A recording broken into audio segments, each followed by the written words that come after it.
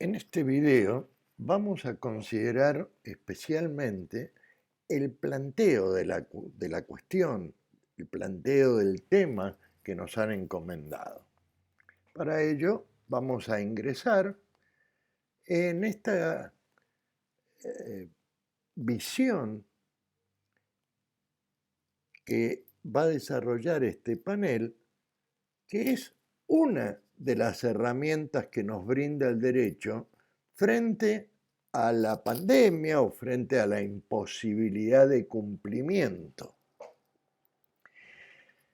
Lo primero que uno se pregunta es ¿qué es una pandemia?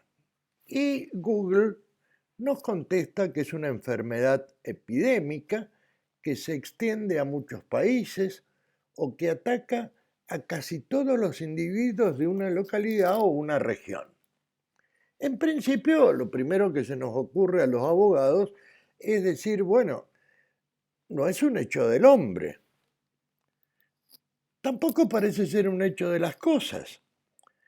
Aunque en el caso del COVID-19, ellas parecen intervenir en la transmisión de la enfermedad.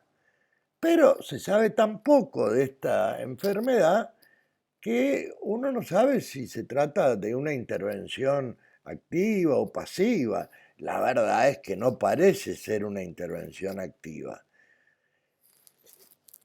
En realidad, uno la ve como un hecho de la naturaleza.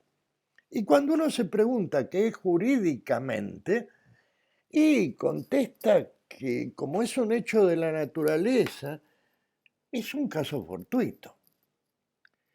Y los casos fortuitos generalmente, cuando se proyectan en el derecho público y aparecen intereses comprometidos de la comunidad, dan lugar a una emergencia. Es sabido, de acuerdo con el criterio que ha expuesto la Corte Suprema de Justicia de la Nación, que una emergencia no crea poderes, pero también sabemos que obliga a los órganos estatales a ejercer los poderes que tienen encomendados por la ley y por las constituciones, sea la nacional o la provincial. El ejercicio de esos poderes resultan para las relaciones privadas un hecho del príncipe. Si los órganos estatales omitieran el ejercicio de deberes determinados, comprometerá la responsabilidad del Estado y de los funcionarios públicos en el orden del derecho público. Pero a nosotros nos han encomendado otra cosa, que es analizar la cuestión en el orden a las relaciones privadas. Y allí puede tener efectos jurídicos o no la pandemia. En principio pareciera que no los tiene en el orden de los derechos sucesorios y que también lo tiene muy limitadamente en el orden de los derechos reales. Por ejemplo, en el uso de los bienes comunes de una multipropiedad o de un consorcio, pero el derecho de dominio no lo afecta, por ejemplo. Donde parece sí tenerlo predominantemente es en el orden contractual, y especialmente cuando impide al deudor cumplir con la prestación que conforma la conducta debida. Por eso, al impedimento del cumplimiento puede llegarse por el hecho de la naturaleza, el propio virus, la pandemia, o por el hecho del príncipe. Veamos qué vínculo hay entre el caso fortuito y la imposibilidad de cumplimiento. Porque la pandemia es un caso fortuito o fuerza mayor que en principio no ha podido ser prevista o que aún habiendo sido prevista no ha podido ser evitada. Es cierto que en este orden de ideas, la afirmación que acabamos de hacer es una afirmación de tipo general, pues las circunstancias particulares de cada caso exigirá analizar cuál fue el momento en que las partes contrataron. No será lo mismo si fue en enero, febrero o marzo del año 2020 o si la celebración del acuerdo data de junio del 2019, porque en esa época era imprevisible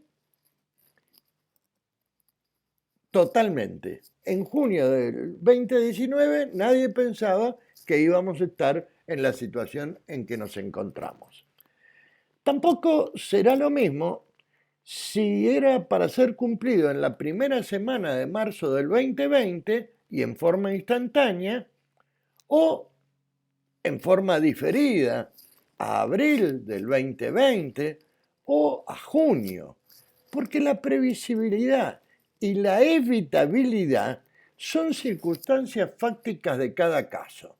En este sentido, no hay duda que la pandemia encaja, se puede subsumir en el caso fortuito, o sea, aquel hecho que no ha sido previsto, que no ha podido preverse, o que aun cuando ha sido previsto no puede ser evitado.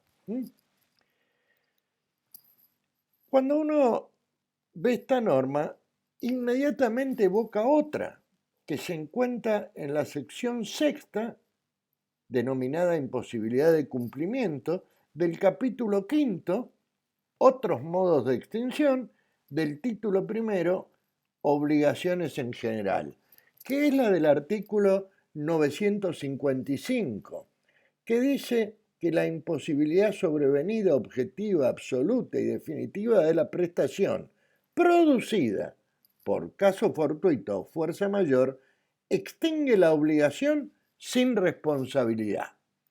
Si uno quiere analizar esta relación, uno encuentra que es íntima, inseparable y recíproca. Recíproca, porque la imposibilidad de cumplimiento es provocada por el hecho de la naturaleza. El virus, la pandemia, las posibilidades de contagio vuelven imposible cumplir. Pero a la vez, ese hecho de la naturaleza motiva la reacción de las autoridades, en el caso del decreto 297-2020, que a su vez exige no moverse del lugar de residencia e impide realizar los actos de cumplimiento. Pero también se relaciona con el artículo 1733, que prevé algunos supuestos en que, aunque sea imposible cumplir, el deudor tiene que responder de la falta de satisfacción del interés del acreedor. Y en este sentido, la relación es íntima e inseparable, pero tanto más con el artículo 1732, porque en ese artículo se reproducen prácticamente las prescripciones del artículo 955, porque allí dice que el deudor de una obligación queda eximido de cumplirla y no es responsable si la obligación se ha extinguido por imposibilidad de cumplimiento absoluta, objetiva, no imputable al obligado.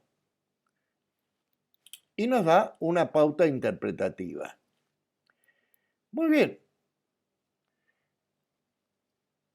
Si uno analiza el método del Código Civil y Comercial de la Nación, advierte que la imposibilidad de cumplimiento para que sea extintiva debe haber sido causada por un caso fortuito.